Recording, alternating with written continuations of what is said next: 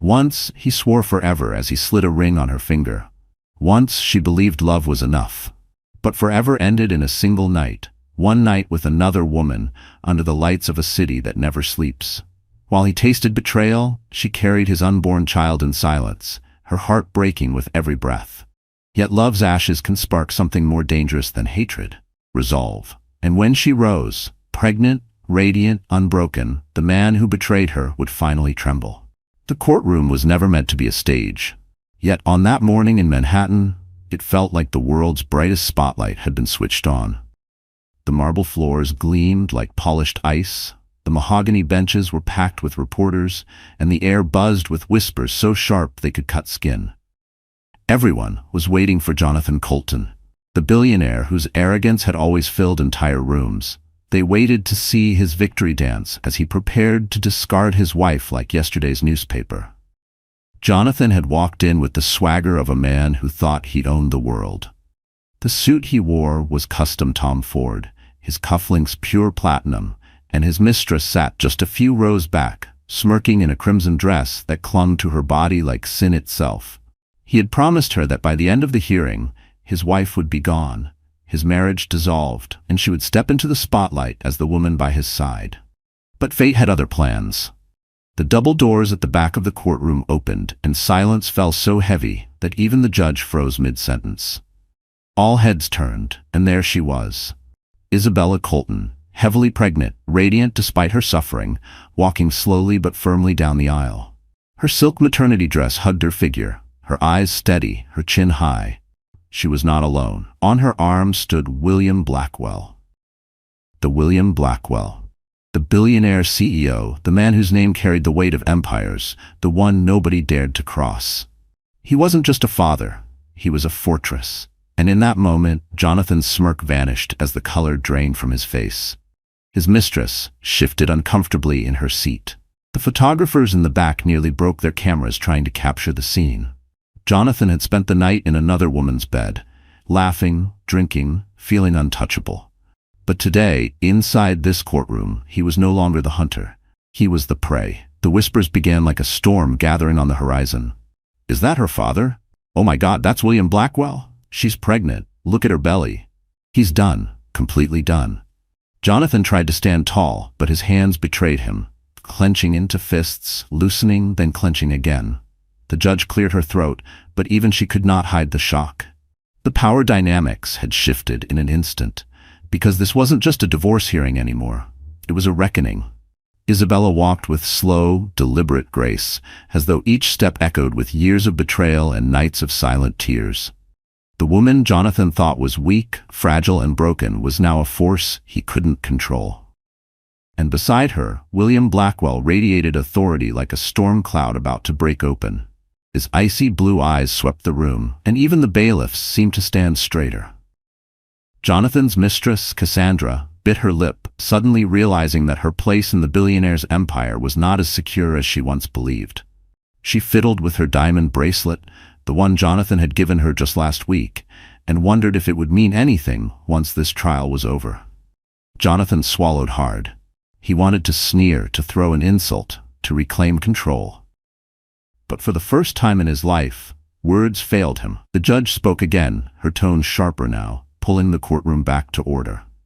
"Mrs. Colton," she said, her voice calm but carrying authority, "you are here today to respond to the petition filed by your husband. Do you wish to proceed with your own counsel?" Isabella's lips curved, not into a smile, but into something far more dangerous. Resolve. She didn't look at Jonathan. She didn't even glance at Cassandra. Her gaze was fixed on the judge as she answered with a steady voice that carried to every corner of the room. "Yes, Your Honor. I do. And I have my father, William Blackwell, as my representative today." The collective gasp that followed rattled the chandeliers above. A billionaire wife backed by a billionaire father? The press would feast on this for weeks. Jonathan's jaw tightened, his chest rising and falling in shallow bursts. He hadn't expected this. He thought Isabella would come alone, meek, trembling, ready to sign whatever papers he shoved in front of her. He thought she was still the girl who cried quietly into her pillow while he slipped out to late business meetings. He thought she was still the woman who begged him to come home, who clung to hope even when the perfume on his suits wasn't hers. But the woman standing before him now was different. Stronger. Unshakable. Unafraid. And the child she carried inside her belly made her untouchable. Jonathan glanced around, realizing the eyes of the world were no longer on him with admiration. They were on Isabella, and every lens, every pen, every whisper was rewriting the story. He was no longer the victorious billionaire. He was the betrayer, the coward, the man about to be crushed by the very woman he underestimated. And then Isabella turned her head, just slightly, her eyes finally locking with his. It was not anger in her gaze, not even sorrow. It was a promise that this battle had only begun, and that Jonathan Colton's empire, his pride, his mistress, his lies, everything would soon crumble before the world. And Jonathan realized, too late, that he had never truly known the woman he married. Long before the cameras flashed in court, Isabella Colton had been just a girl who dreamed of love, not headlines. To the world, she looked fragile, almost ordinary. But those who looked closer saw something else. An inner fire, a quiet dignity that no amount of betrayal could extinguish. At 28, Isabella carried both the glow of pregnancy and the shadows of pain. Her soft chestnut hair framed a face that had once been lit with laughter, but the last year had carved it into something more solemn, more hauntingly beautiful. She wasn't the type to chase luxury, though her life had been surrounded by it. She was the daughter of William Blackwell, one of the most feared CEOs in New York. But she had hidden that truth when she fell in love. She wanted to be seen as herself, not as a billionaire's daughter. And when she met Jonathan Colton, she thought she had found exactly that. Someone who saw her as Isabella, not as Blackwell's heiress. Isabella had studied interior design, a passion she carried since she was a child, sketching dream houses in the margins of her school notebooks. After college, she had taken a modest job at a boutique design studio in Manhattan. She didn't flaunt her connections, didn't drive luxury cars, didn't wear designer clothes unless they were gifts. She wanted normalcy, peace, a life she could call her own. Jonathan had swept into her world like a storm she couldn't resist. He was older, confident, ambitious, the kind of man who could make a room bend around his presence. At first, she thought his confidence was protection. He made her feel chosen, special, adored. Their whirlwind romance turned into marriage within a year, and Isabella believed she had found her happily ever after. For a while, it felt true. Jonathan spoiled her with flowers, whispered promises, and endless talk of the empire they would build together. He brushed her hair behind her ears at night, rubbed her feet when she was tired, kissed her forehead like she was the most precious thing in the world. Isabella told herself she was the luckiest woman alive. But love, built on illusions, never lasts. Slowly the cracks appeared. Jonathan became busier, hungrier for power, more restless. He stayed out late, dismissing her worries with sharp words. He traveled more, explaining it away as business. The perfume on his suits, the lipstick stains on his shirts, the hollow excuses, they all became shadows she tried desperately to ignore. When she found out she was pregnant, Isabella's heart had soared. She believed the baby would change everything, that Jonathan would come back to her, that love would win. She spent nights decorating the nursery, carefully painting the walls, folding tiny onesies into drawers, imagining the family they would become. But Jonathan only grew colder. The man who once brought her roses began mocking her for looking tired. The man who once held her hand in public stopped touching her altogether. And one night, she saw him, arm in arm with Cassandra Monroe, his mistress, at a gala he had promised was strictly business. Her world shattered. Isabella wept quietly that night, holding her belly, whispering apologies to the life growing inside her. She felt weak, discarded, invisible. But she wasn't alone, because her father, William Blackwell, had been watching from the shadows. Though estranged for years, he knew his daughter's pain, and the sight of his only child humiliated and betrayed lit a fury inside him. He was a man known for crushing rivals in boardrooms, for building empires out of stone and steel, but when it came to Isabella, he was a father first. When Isabella finally gathered the courage to confess everything, the lies, the mistress, the loneliness, William didn't hesitate. He didn't scold her for hiding her true background. He didn't tell her she was foolish for falling in love. He simply took her hands, looked her in the eye, and said, "You don't have to fight this alone anymore." For the first time in months, Isabella felt hope. Pregnancy had made her body heavy, but it also made her spirit strong. Every kick from the baby reminded her she wasn't just fighting for herself, she was fighting for her child's future.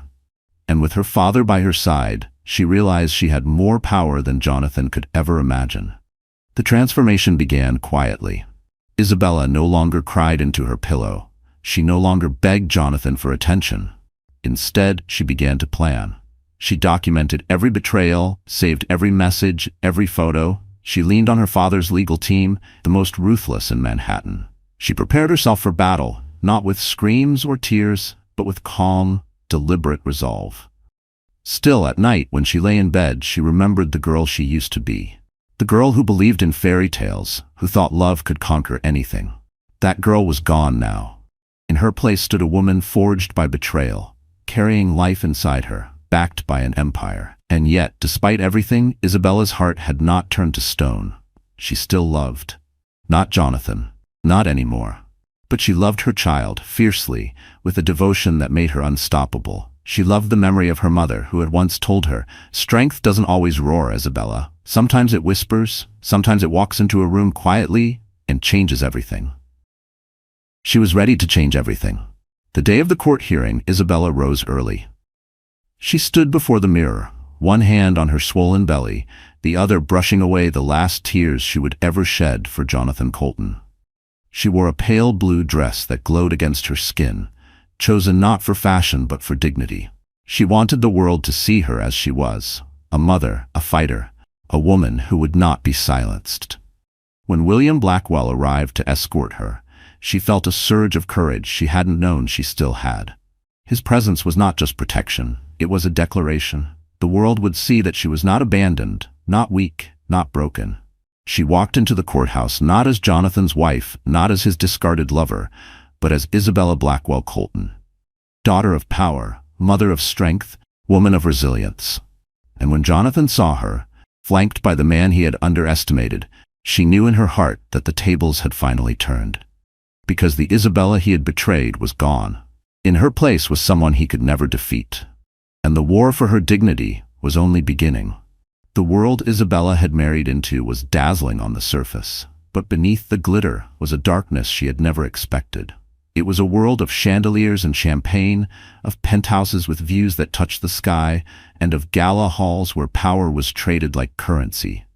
To outsiders, it seemed like paradise. To Isabella, it had slowly become a cage.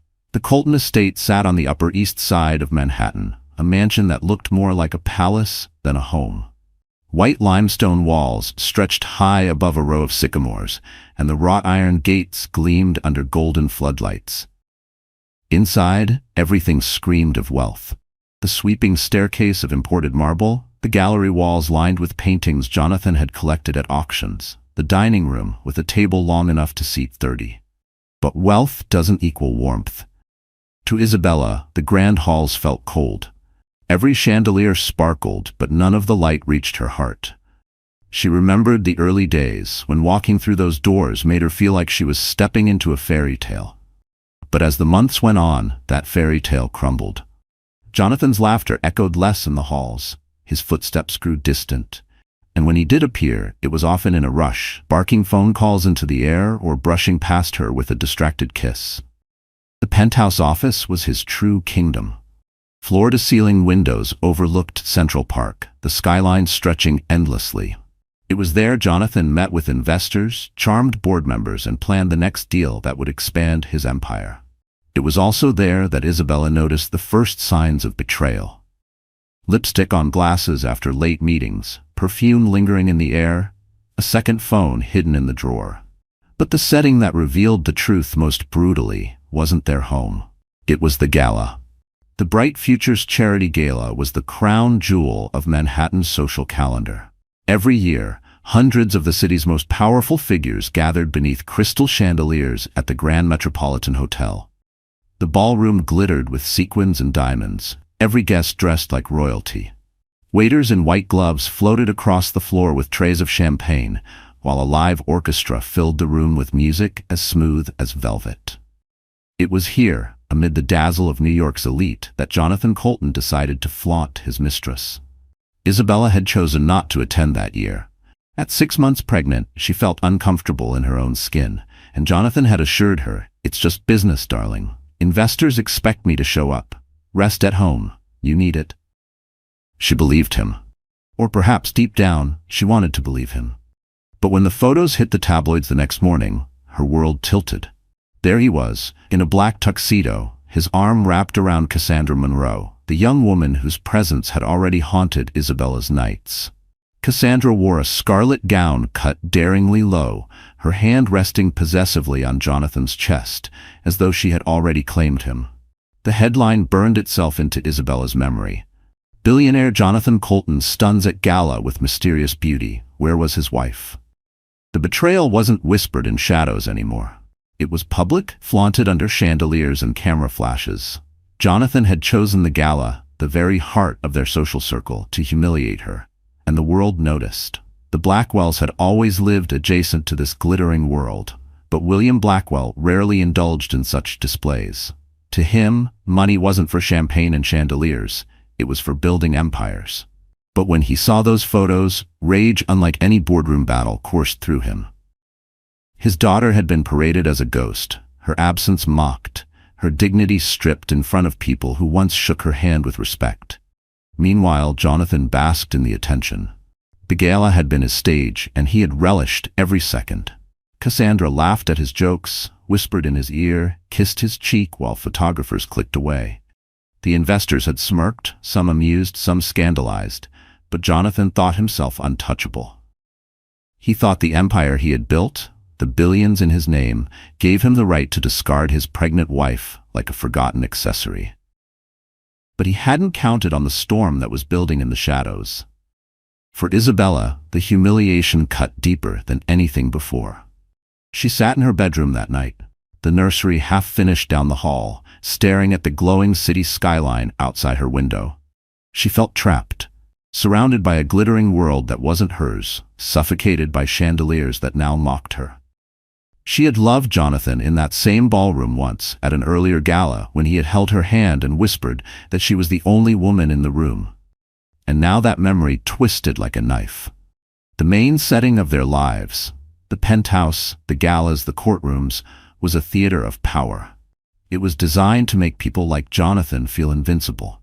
But Isabella knew something Jonathan didn't. She knew that even the grandest ballroom could become a battlefield. And she was no longer afraid of stepping into the light.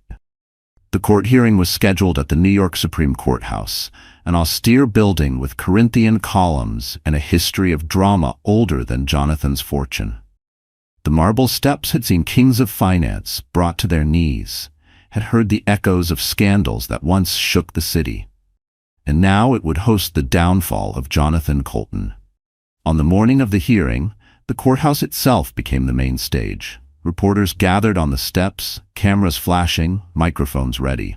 The whispers of betrayal had reached every corner of Manhattan, and everyone wanted to witness the showdown. Was the wife truly broken? Would Jonathan walk free with his mistress at his side?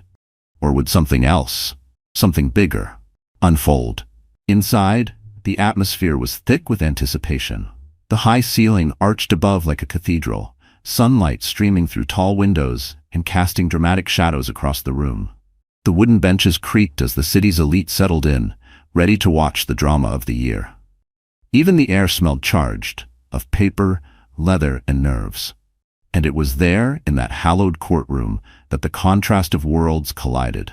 Jonathan's arrogance against Isabella's quiet strength, his mistress's smirk against the steady hand of William Blackwell, the glamorous galas and penthouses against the raw truth of justice. This setting wasn't just the backdrop of their story. It was the battlefield where every chandelier, every marble pillar, every camera flash would bear witness to a war of betrayal and redemption. And when Isabella entered that courthouse with her father at her side, the glittering world that once mocked her became her stage of triumph. Because the same setting Jonathan had used to humiliate her would now be the place where he lost everything. Jonathan Colton was the kind of man who believed the world owed him everything. Born into nothing, he had clawed his way up the corporate ladder with charm, ruthlessness, and a smile that could mask daggers. By the age of 35, he had transformed himself into one of Manhattan's most talked-about billionaires. His name splashed across magazines that celebrated wealth as though it were royalty. To his investors, Jonathan was a visionary. To his employees, he was a tyrant. To Isabella, he had once been a husband, but in truth he was a man who could never be satisfied, not with success, not with power, not even with love. His mistress, Cassandra Monroe, was the perfect reflection of that hunger. At 26, she was everything Isabella wasn't, or at least that was how Jonathan framed it in his mind. Cassandra was bold where Isabella was gentle, loud where Isabella was quiet, unashamed where Isabella was modest. She thrived in the spotlight, feeding on attention like oxygen. To Jonathan, she wasn't just a lover. She was an accessory to his ego, a trophy that screamed to the world, "I can have whatever I want." The two had met at a corporate event almost a year earlier.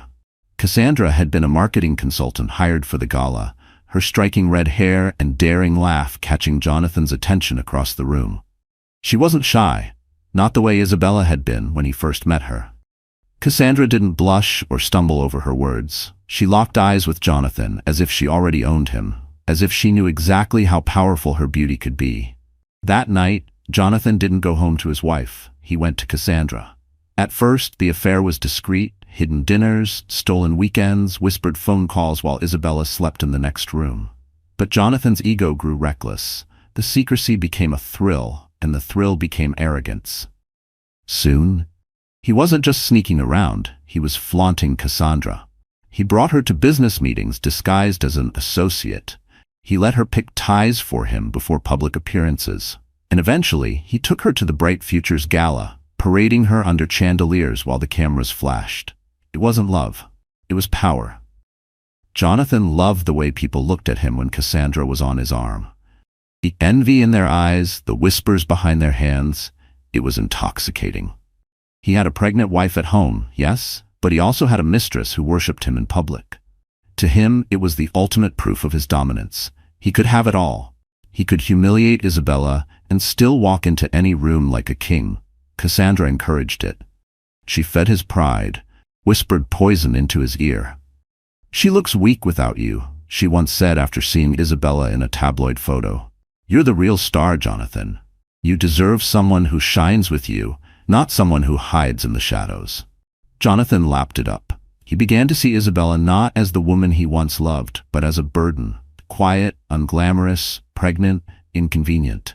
She was the weight dragging him down while Cassandra was the fire lifting him higher. But what Jonathan didn't realize was that his arrogance was turning him into a spectacle. The same people who smiled at him in public whispered in private.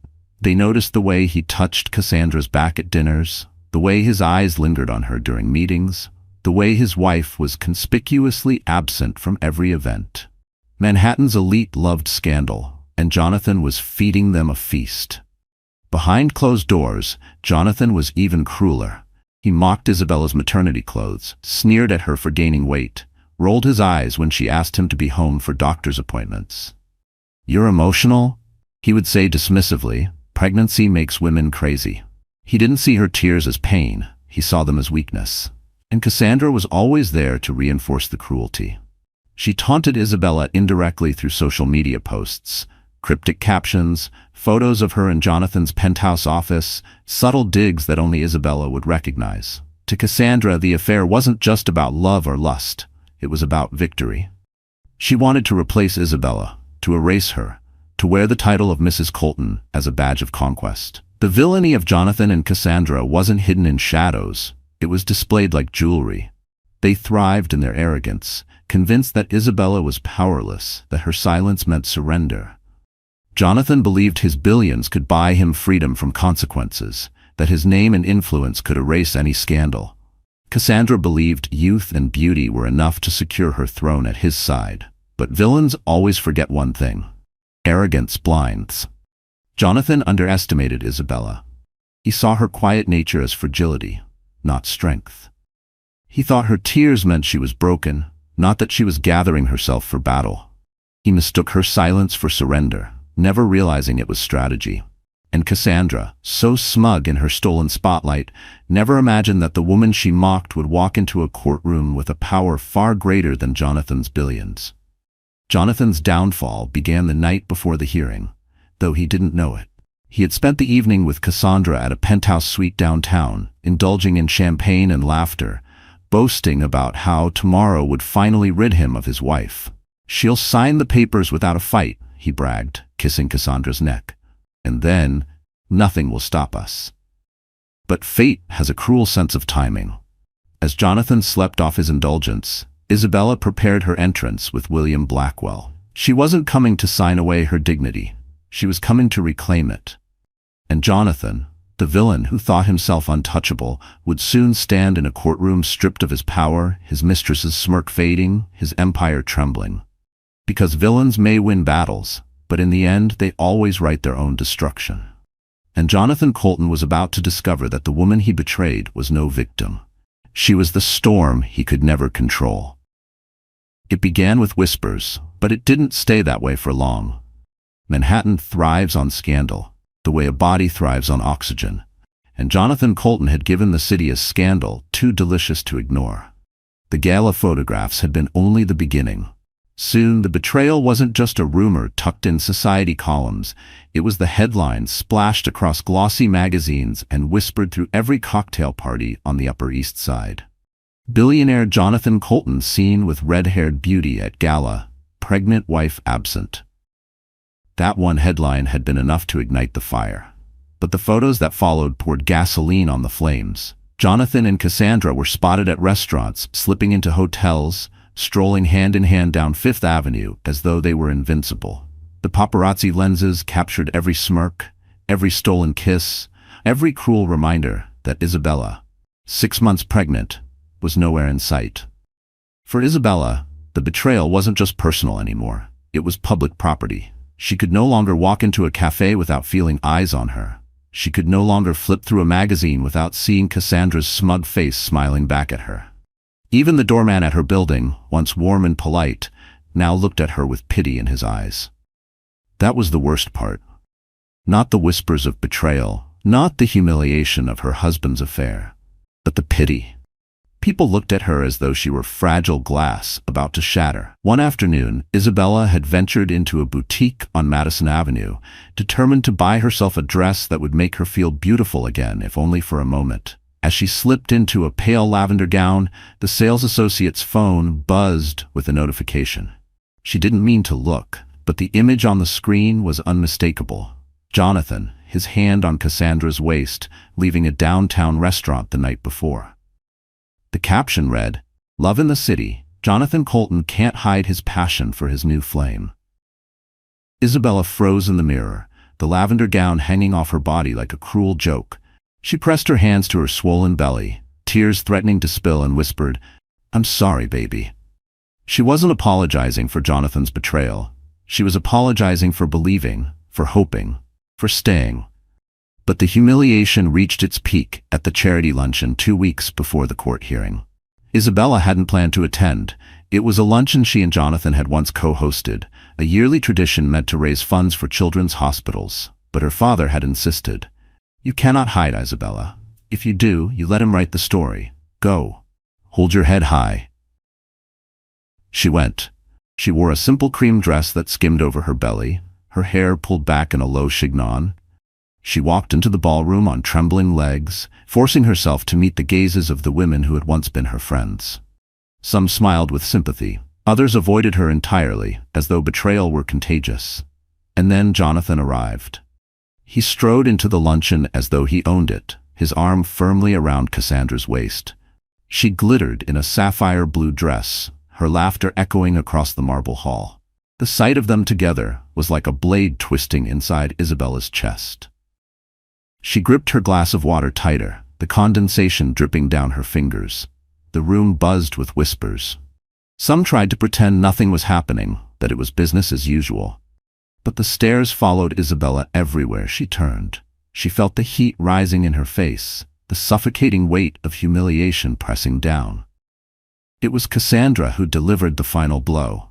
As Isabella made her way toward the exit, Cassandra deliberately stepped into her path. With a smile sharp enough to cut glass, she looked down at Isabella's belly, then back up into her eyes. "You look tired," she said sweetly, her voice loud enough for the nearby crowd to hear. "Pregnancy doesn't suit everyone, I guess?" The laughter that followed, soft, stifled, cruel, burned hotter than fire. Jonathan said nothing. He didn't even glance at Isabella. He simply tightened his arm around Cassandra and guided her past, his eyes fixed ahead as though his pregnant wife were invisible. In that moment, Isabella nearly broke. She stumbled into the hallway, her chest heaving, her vision blurred by tears she refused to let fall. She wanted to scream, to collapse, to let the pain consume her. But then she felt it. The tiny flutter in her belly, the soft reminder of life growing inside her. Her baby. Her child. And she remembered her father's words. "You cannot hide. If you do, you let him write the story." That night, Isabella sat in the nursery, staring at the unfinished crib. She had painted one side of it a soft pastel blue, her brushstrokes trembling as she fought back sobs. But instead of giving in to despair, she made a choice. She picked up her phone, called her father, and said 3 words that changed everything. "I'm ready now." The next morning, William Blackwell's legal team descended like a storm.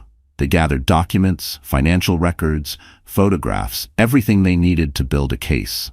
Isabella handed over Jonathan's secret phone, every text message and photo she had quietly collected. She signed papers with steady hands, her belly pressing against the table, her eyes blazing with a strength she hadn't felt in months. The betrayal had humiliated her. It had cut her to pieces. But now, those pieces were being forged into armor. Word spread quickly that Isabella Blackwell Colton wasn't going to vanish quietly. Reporters caught wind of the legal team she had assembled. Whispers filled the social circles. "She's fighting back. She's bringing her father." Jonathan dismissed it at first. "She won't do anything," he sneered to Cassandra one evening, swirling a glass of whiskey. "She's too weak. She doesn't have the guts." Cassandra smirked and kissed his cheek, feeding his delusion. But Isabella knew the truth. She had guts, she had strength, and she had something Jonathan would never understand. A reason to fight that went beyond ego or wealth. She wasn't just fighting for herself anymore. She was fighting for her child, for her dignity, for every woman who had ever been humiliated by the man who swore to love her. And when the court date arrived, Isabella was no longer the broken woman who had fled the luncheon in tears. She was the storm walking through the courthouse doors. The public betrayal had destroyed her once, but now it would destroy Jonathan Colton. Every strong woman has a moment when the weight of betrayal threatens to crush her. For Isabella, that moment came late one night, alone in the echoing halls of the Colton estate. The nursery door stood ajar, the soft pastel walls bathed in moonlight. Tiny clothes lay neatly folded in drawers, a stuffed rabbit perched on the rocking chair, waiting for a baby who deserved a family, not a battlefield. Isabella stood there, one hand on her swollen belly, the other gripping the doorframe for balance.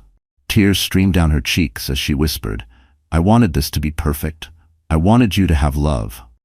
Her child shifted inside her, a small flutter of life, reminding her that she wasn't alone. But in that moment, she felt more isolated than ever. Jonathan hadn't come home that night. He hadn't come home for many nights. His excuses had long since run dry, his lies as transparent as glass. She knew where he was, wrapped in Cassandra's arms, parading through Manhattan without shame. And yet the bed still felt too big, too cold, too empty without him. Isabella sank into the rocking chair, clutching the stuffed rabbit to her chest as though it were a lifeline. Her breaths came in short, painful gasps, sobs breaking free despite her desperate attempt to stay composed. "Why wasn't I enough?" she whispered into the quiet. "Why wasn't our family enough?" The truth she couldn't admit was that part of her still loved him. Part of her still longed for the man who once held her hand in the dark, who whispered promises of forever, who kissed her forehead as though she were the most precious thing in the world. That man had vanished, replaced by arrogance and cruelty, but her heart hadn't fully caught up. It clung stubbornly to the memory of love, even as reality bled her dry. In the days that followed, the collapse deepened. Isabella stopped leaving the house. The curtains remained drawn, Sunlight shut out as though she could hide from the world. Food lost its taste.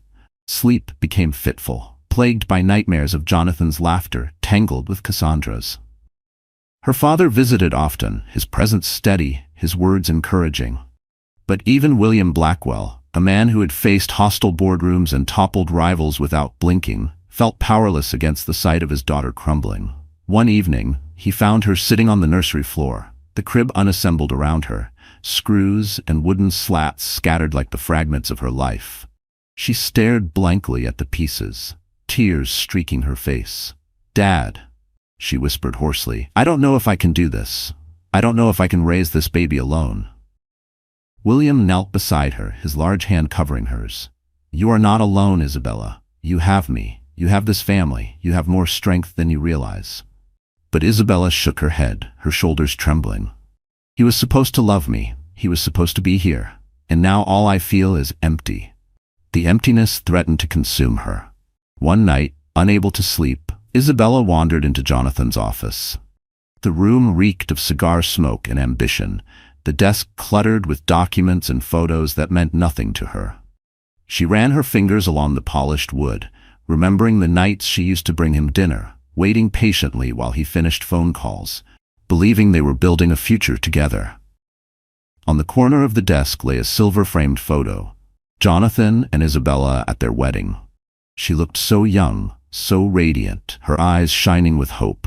He stood tall beside her, his arm around her waist, his smile confident. For a moment, Isabella's knees buckled. She picked up the frame, staring at the frozen image of a love that had turned to ash. With a cry that tore from the deepest part of her, she hurled the frame against the wall. Glass shattered, shards scattering across the hardwood floor like broken promises.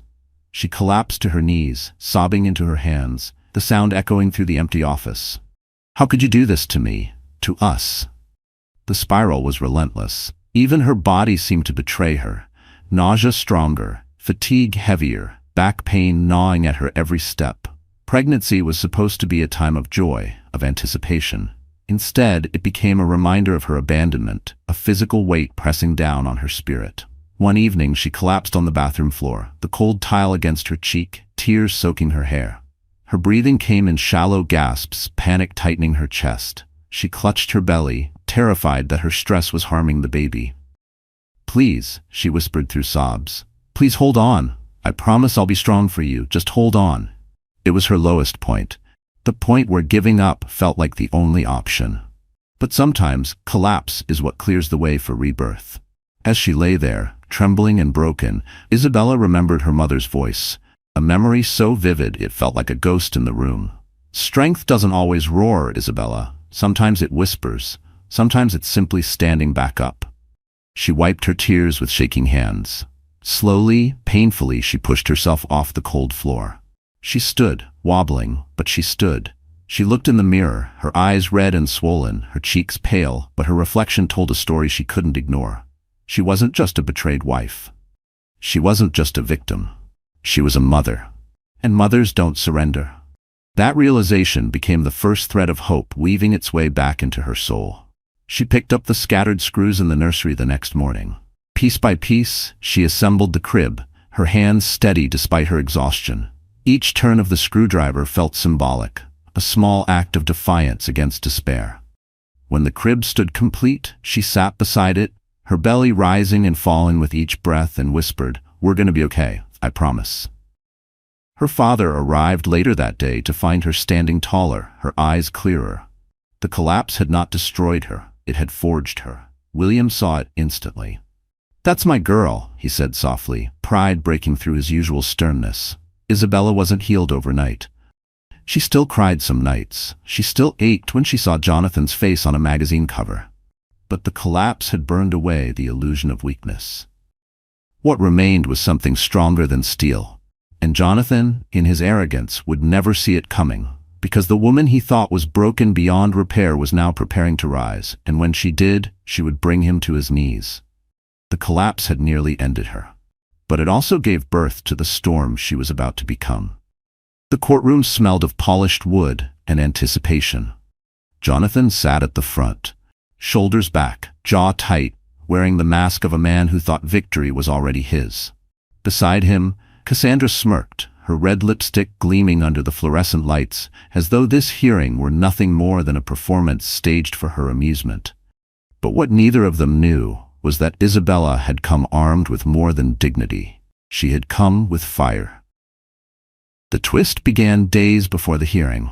In the privacy of her father's penthouse office, a room lined with bookshelves and portraits of Blackwell ancestors, Isabella laid out her plan. She wasn't just filing for divorce. She wasn't just demanding child support. She was preparing to dismantle Jonathan's empire brick by brick. Her father, William Blackwell, sat across the mahogany desk, his piercing blue eyes studying her with a mixture of pride and sorrow. "You know, once we start this, Isabella, there's no turning back. He won't forgive. He'll retaliate. Are you ready for that war?" Isabella's hand instinctively rested on her belly. She felt a kick, strong and steady, and lifted her chin. "I've been living in war already, Dad. I just didn't realize it. This time, I won't fight alone." William leaned back, a slow smile forming on his lips. "Good, because I've been waiting for you to say that." The first weapon in Isabella's arsenal was knowledge. She had collected months' worth of evidence, photos, text messages, receipts from hotels, proof of Jonathan's reckless spending on Cassandra. Every secret phone call, every late-night rendezvous, every extravagant gift purchased with marital assets, it was all neatly compiled into folders that William's legal team devoured like predators. The second weapon was power. Jonathan believed he was untouchable because of his wealth, but what he failed to consider was that William Blackwell's empire dwarfed his. William didn't flaunt it with galas and mistresses. He wielded it quietly, decisively, and with devastating precision. When the Blackwells entered a courtroom, they didn't just fight, they conquered. And the third weapon was a prenup. Jonathan had insisted on it before the marriage, smug in his belief that he was protecting himself from a gold digger. Isabella, blinded by love, had signed without hesitation. But what Jonathan never realized was that William Blackwell had reviewed the contract in silence, slipping in clauses so subtle Jonathan hadn't even noticed.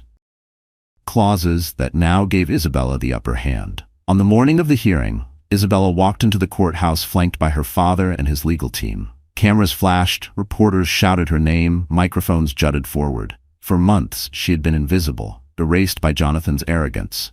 But now, every eye was on her. She was no longer the victim. They saw it instantly. She was the storm. Jonathan's face drained of color the moment he saw William Blackwell. The older man's presence was like a thundercloud rolling into the room, heavy and unyielding. He didn't need to speak to command authority. His reputation spoke for him. And when he placed his hand protectively on Isabella's shoulder, Jonathan's composure cracked. The judge called the room to order, her gavel striking sharply. "Mr. and Mrs. Colton, we are here today to proceed with your divorce petition. Counsel, please state your appearances." Jonathan's attorney rose first, polished and confident. Richard Evans, representing Mr. Colton. Then William stood, not a lawyer, but a titan. "William Blackwell, representing my daughter Isabella." The collective gasp from the gallery was deafening. Reporters scribbled furiously. Jonathan's mistress shifted in her seat, her smirk faltering for the first time. The battle began with Jonathan's attorney attempting to paint Isabella as fragile, dependent, a woman who could not survive without Jonathan's fortune. "She lived in luxury because of my client," Evans declared. "She had everything she wanted, yet she chose to abandon him during the most crucial years of his business. We asked for a swift dissolution with limited compensation." But William was ready. He rose slowly, his voice calm but lethal. "Everything she wanted? My daughter wanted a husband who respected her. Instead, she got betrayal, abandonment, and public humiliation while carrying his child. And as for luxury, let us not forget, Jonathan Colton's so-called empire began with Blackwell funding. Without us, he would still be hustling deals out of a rented office." Jonathan flinched. Cassandra's nails dug into his arm. And then Isabella spoke. For the first time, she rose to her feet, her hands steady despite the tremor in her heart. "Your Honor," she said, her voice clear, "this isn't just about divorce. This is about dignity. My husband did not simply betray me in private. He made a spectacle of it. He paraded his mistress while I carried his child. I have evidence to prove his misconduct, not just against me but against our marriage contract." She handed a folder to the bailiff.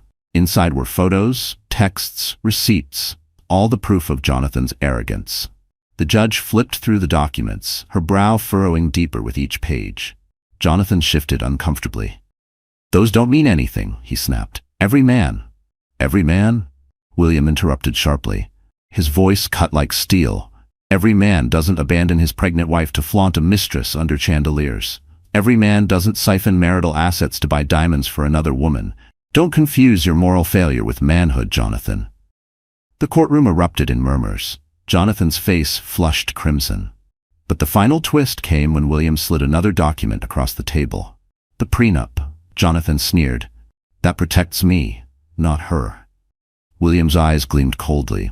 "You should have read it more carefully. Section 14, paragraph 2. In the event of adultery, the faithful spouse retains controlling interest in all joint assets as well as custody rights. Signed by you, witnessed by 2 attorneys."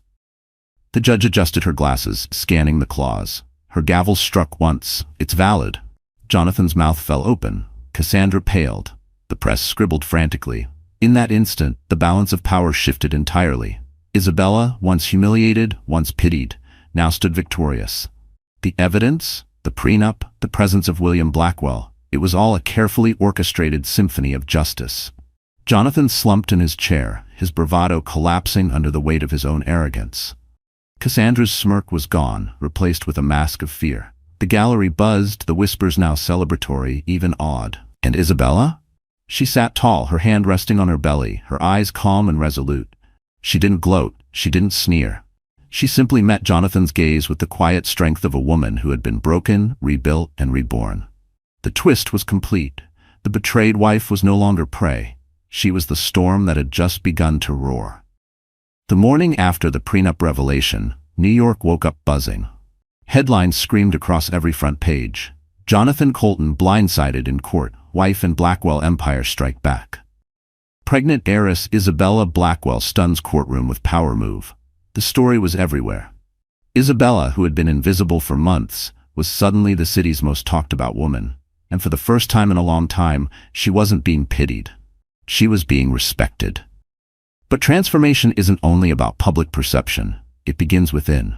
For weeks, Isabella had been a shadow of herself, hiding behind drawn curtains, drowning in humiliation.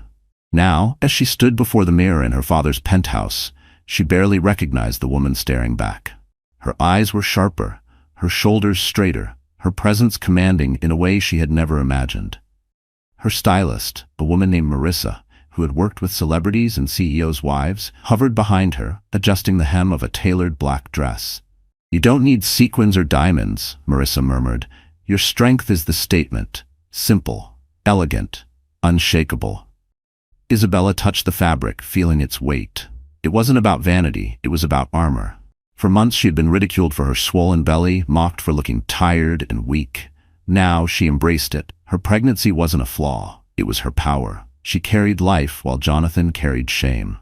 William entered the room, his gaze softening at the sight of his daughter. "You look like your mother," he said quietly. She had the same fire in her eyes when she walked into a room ready to prove herself. Isabella smiled faintly. "I don't feel like her. I feel different, stronger. Like everything that was broken in me had to break so something new could grow." Her father placed a hand on her shoulder. "That's not different, Isabella. That's exactly who you've always been. You just didn't know it yet." That afternoon, Isabella made her first public appearance since the court hearing. It was a fundraiser hosted at the Blackwell Group's headquarters, an event her father had once managed alone but now insisted she co-host. The sleek glass tower glittered against the Manhattan skyline, its lobby transformed into a stage for cameras, reporters, and the city's most powerful elite. When Isabella stepped out of the black car, the crowd hushed. Gone was the woman who once slipped quietly into rooms. She walked with her head high, her hand resting on her belly with pride, her black dress flowing elegantly around her. Flashbulbs erupted, but she didn't flinch. She welcomed them. A reporter shouted, "Mrs. Colton, do you have any words for your husband?" Isabella paused, her gaze steady.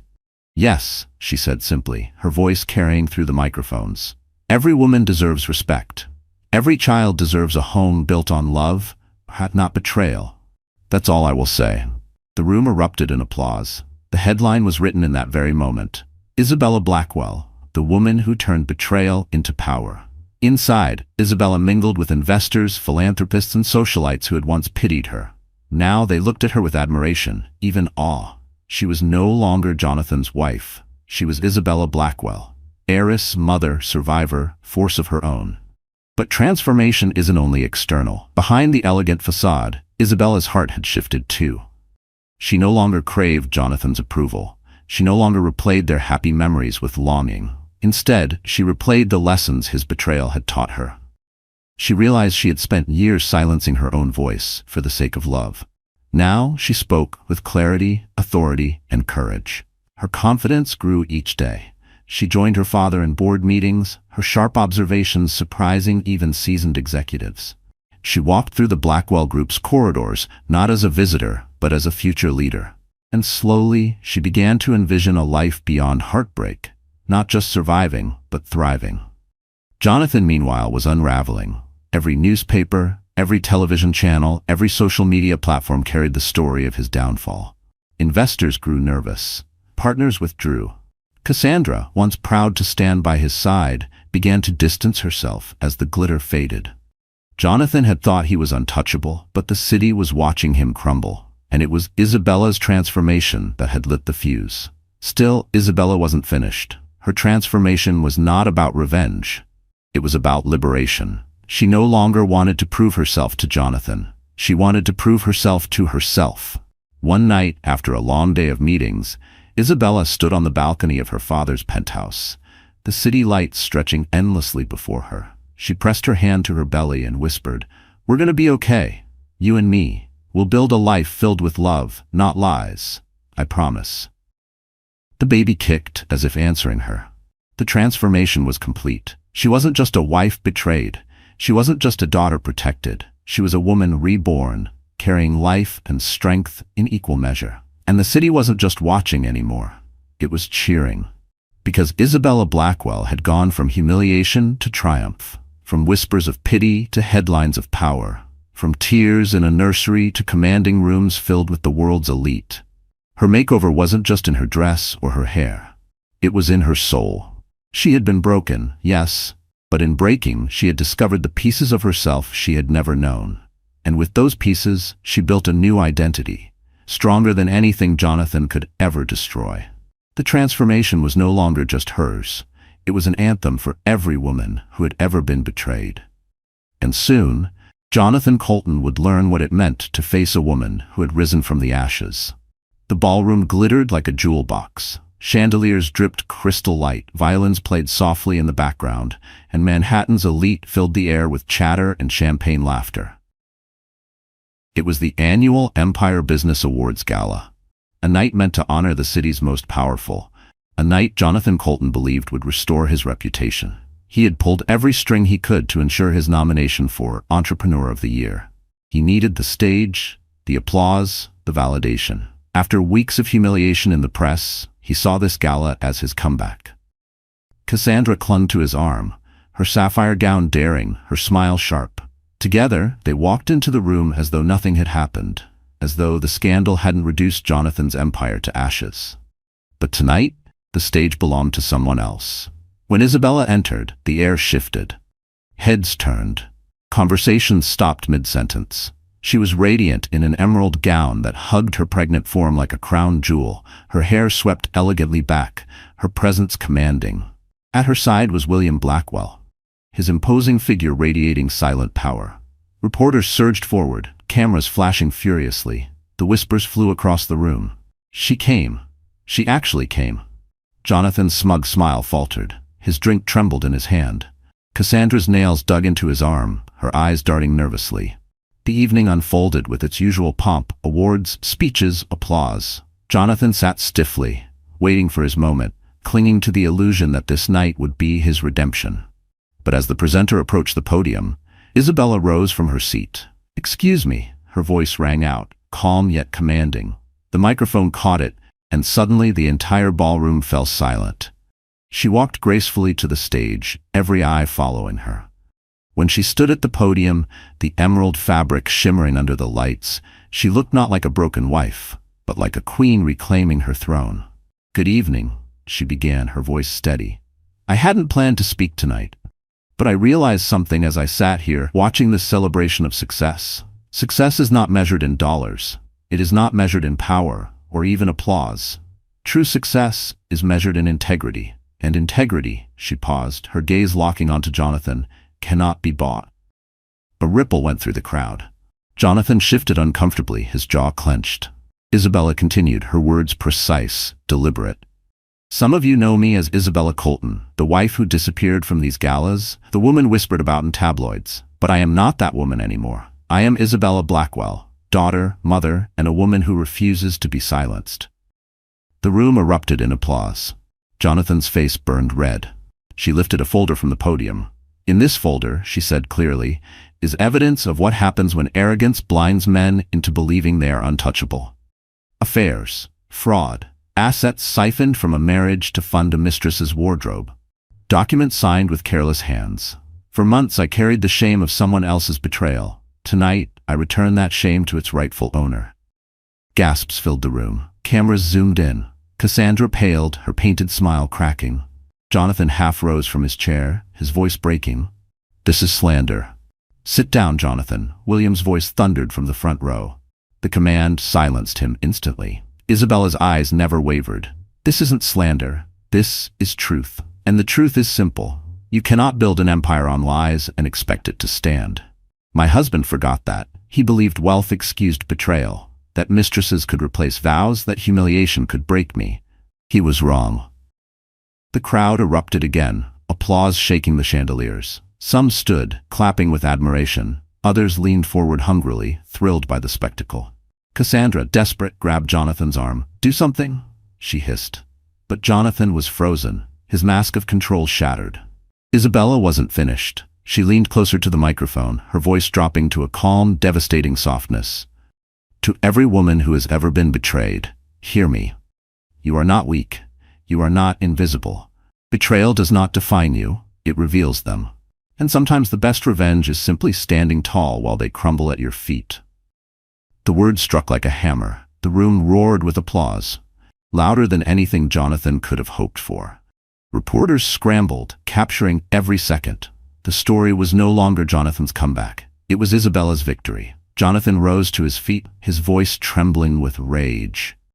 "You'll regret this, Isabella." But Isabella turned, her emerald gown sweeping behind her, and met his eyes one final time. "No, Jonathan, the only one who will regret anything is you." The spotlight followed her as she descended the stage, her father rising to meet her, pride blazing in his eyes. The cameras captured the moment, the image that would dominate headlines for weeks. Isabella Blackwell, pregnant and powerful, walking away from her husband's downfall with her head held high. Behind her, Jonathan slumped back into his chair, the weight of humiliation crushing him. Cassandra's hand slipped from his arm, her eyes darting to the exits. The empire he had tried to rebuild that night collapsed in a single speech, not with numbers or contracts, but with truth spoken by the woman he thought he had destroyed. The gala ended, but the echoes of Isabella's revenge lingered long after. Reporters ran her quotes across the globe. Women wrote letters of admiration. Investors once loyal to Jonathan fled to the Blackwells. And Jonathan, once the king of Manhattan, found himself dethroned by the very woman he had underestimated. Revenge didn't need poison or violence. It only needed a stage, the truth, and a woman strong enough to speak it. And Isabella had spoken it for the world to hear. That night, Jonathan Colton's empire died, but Isabella Blackwell's legend was born. The weeks after the gala unfolded like a storybook written by fate itself. For Jonathan Colton, the downfall was swift and merciless. His empire, once envied, began to crumble as investors withdrew and partners severed ties. The media, relentless in its hunger for scandal, devoured every detail of his collapse. Each day brought new headlines. Colton Industries in crisis, stock value plummets. Mistress Cassandra Monroe cuts ties amid scandal. Jonathan Colton faces investigation for financial misconduct. He had wanted the spotlight, but now it burned him alive. Cassandra, The woman he once paraded like a trophy vanished almost overnight. Rumors swirled that she had taken the last of Jonathan's gifts, diamonds, handbags, cash, and fled to Europe. Without her glittering presence, Jonathan looked smaller, weaker, like a king stripped of his crown. Meanwhile, Isabella's life was transforming in ways she had once thought impossible. The tabloids that had once mocked her now hailed her as a heroine. Women across the city sent her letters, some handwritten, some emails, some messages on social media. They thanked her for standing up, for proving that betrayal didn't have to end in silence. "You gave me courage to leave," one woman wrote. "Because of you, I believe I can start again." But Isabella wasn't seeking fame. She was building a new future, not just for herself, but for her child. With her father's support, she began taking on more responsibilities at the Blackwell Group. She wasn't just attending meetings now, she was leading them. Her calm yet firm voice carried weight. Her decisions impressed even the most seasoned executives. She had discovered a talent for strategy, for leadership, for commanding respect without demanding it. And slowly, she realized something profound. Jonathan's betrayal had not destroyed her life. It had redirected it. The nursery that had once been filled with tears and despair was now filled with hope. Isabella spent her evenings painting soft murals on the walls. Stars, clouds, gentle animals. She wanted her baby to wake each morning surrounded by beauty, by a reminder that life was still good, still full of love. Her father often joined her, assembling furniture or reading aloud from business reports as she painted. They laughed together, sometimes cried together, but through it all, they grew closer than ever. For William Blackwell, protecting his daughter had become his greatest achievement. And for Isabella, discovering her own strength had become her greatest gift. Jonathan tried to fight back, of course. He filed appeals, demanded settlements, attempted to salvage his name. But every effort fell flat. The prenup was ironclad. The evidence of his misconduct was overwhelming.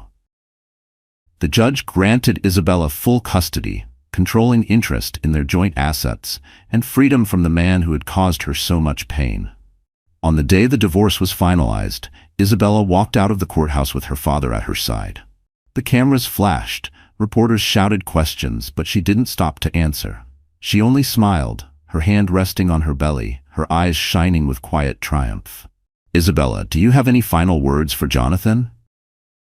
One reporter called. She paused at the courthouse steps, her emerald coat fluttering in the winter breeze. She turned just enough for the cameras to capture her expression, calm, serene, unshakable. "Yes," she said softly. "I wish him well. May he finally learn what true success means." The crowd erupted with admiration. The message was clear. She didn't need vengeance anymore. She had already won. Months later, on a spring morning filled with sunlight, Isabella gave birth to a healthy baby boy. The hospital room filled with laughter and tears, as William held his grandson for the first time, his rough hands trembling with tenderness. Isabella gazed down at her child, her heart overflowing. "Welcome to the world, little one," she whispered. "You are my strength, my reason, my everything." She named him Alexander, after her mother's father, a man known for his honor. Life after Jonathan wasn't easy. There were nights of exhaustion, moments of doubt, challenges that tested her. But every time she looked into Alexander's eyes, she remembered why she had fought, why she had risen, why she had survived. Her public role grew too. She became an advocate for women, speaking at conferences, launching foundations that supported mothers abandoned by their partners. She used her platform not for revenge, but for empowerment. One evening, standing on a stage at a women's summit, Isabella shared her story. The audience listened in silence, some wiping tears, others nodding in recognition. "I thought betrayal was the end of my story," she told them, "but it was only the beginning. I thought love had broken me, but it rebuilt me. And if there's one thing I've learned, it's this: a woman's strength is not measured by how much pain she endures. It's measured by how she rises after the pain, and we can all rise." The crowd stood in ovation. Isabella bowed her head, not in pride, but in gratitude. Back at home, as she rocked Alexander to sleep, Isabella often thought about the journey, the humiliation, the collapse, the courtroom, the gala, the triumph. Every moment had shaped her into the woman she was now. She didn't hate Jonathan anymore. She didn't even think of Cassandra. Their names were shadows in a story that no longer belonged to them. This was her story now. Isabella Blackwell. Mother, leader, survivor, storm. And as she whispered goodnight to her son, she knew the truth that would carry her for the rest of her life. She was never broken. She was only being remade.